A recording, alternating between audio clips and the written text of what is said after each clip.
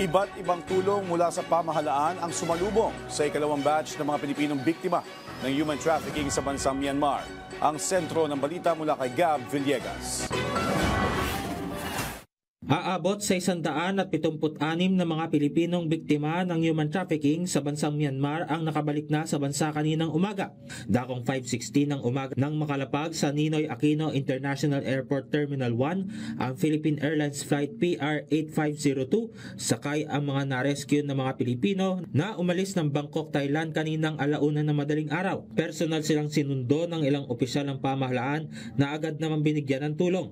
Kabilang na nga sa agarang intervention ang psychological services, financial at legal aid mula sa whole of government team na binubuo ng Department of Foreign Affairs, Department of Migrant Workers, Bureau of Immigration, Department of Social Welfare and Development, Department of Health, National Bureau of Investigation, Department of Justice at NAIA Task Force Against Trafficking. Nakatanggap ng tig 50,000 pisong tulong pinansyal mula sa Action Fund ng DMW at 10,000 piso mula naman sa OWA ang bawat isa sa kanila.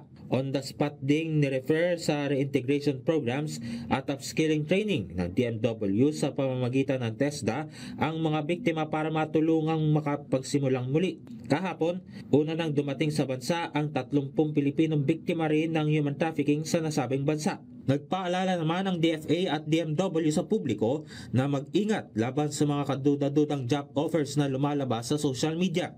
Huwag basta-basta maniwala sa mga job offers sa Thailand na walang kontrata, walang working visa. Bawal magtrabaho doon sa isang Thailand kung walang work visa. Huwag umalis ng walang work visa. Kailangan dumaan sa Licensed Recruiting Agency under the BMW.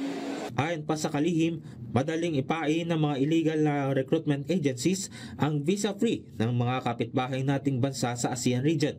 Nilinaw nito na para sa turismo ang pagiging visa-free ng mga ASEAN member states at hindi para sa pagtatrabaho.